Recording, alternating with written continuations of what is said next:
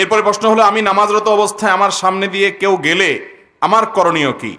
নবী করিম সাল্লাল্লাহু আলাইহি সাল্লাম বলেছেন, তোমার নামাজের সামনে দিয়ে যদি কেউ যায়, নামাজি ব্যক্তির সামনে দিয়ে যদি কেউ যায়, সেই যেন ওই ব্যক্তির সাথে লড়াই লিপ্ত হয়। এখানে লড়াই লিপ্ত হওয়া মানে বাধা দেওয়া। সে বাধা দেওয়ার বিভিন্ন দিক হতে পারে। আপনি ইশারাতে বোঝালেন। অনেক সময় দেখা যায় আপনি যে নামাজ পড়ছেন, যিনি অতিক্রম করছেন তিনি টের পাচ্ছেন না, আপনি তাকে ইশারা দিবেন, বোঝানোর চেষ্টা করবেন যে আপনি নামাজের মধ্যে আছেন, কিন্তু আমলে কাসির হয়, অর্থাৎ আপনি এমন কাজ করলেন যেটা করতে গিয়ে আপনি নামাজে আছেন যেটা বোঝার কোনো উপায় নেই। এরকম যদি হয়ে যায় তাহলে আপনার নামাজ ভেঙে যেতে পারে।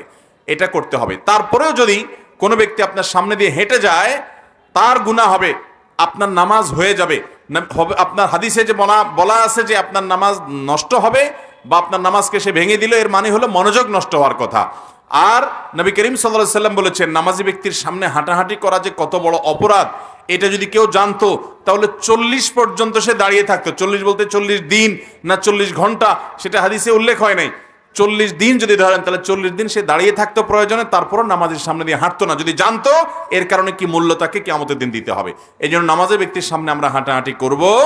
আবার যিনি নামাজ পড়ছেন তারও দায়িত্ব আছে, একটা সূত্রা বা লাঠি রেখে নামাজ পড়বেন, অথবা একটা পিলারের সামনে, ওয়ালের সামনে দাঁড়িয়ে নামাজ পড়বেন। মানুষ হাঁটাহাঁটি করতে পারে এরকম জায়গায় দাঁড়িয়ে আপনি নিয়ত করে ফেললেন, মানুষের অসুবিধা হলো, সেরকম জায়গায় নামাজে যিনি দাঁড়াচ্ছেন তার জন্য দাঁড়ানো জায়েজ নাই, উচিত না।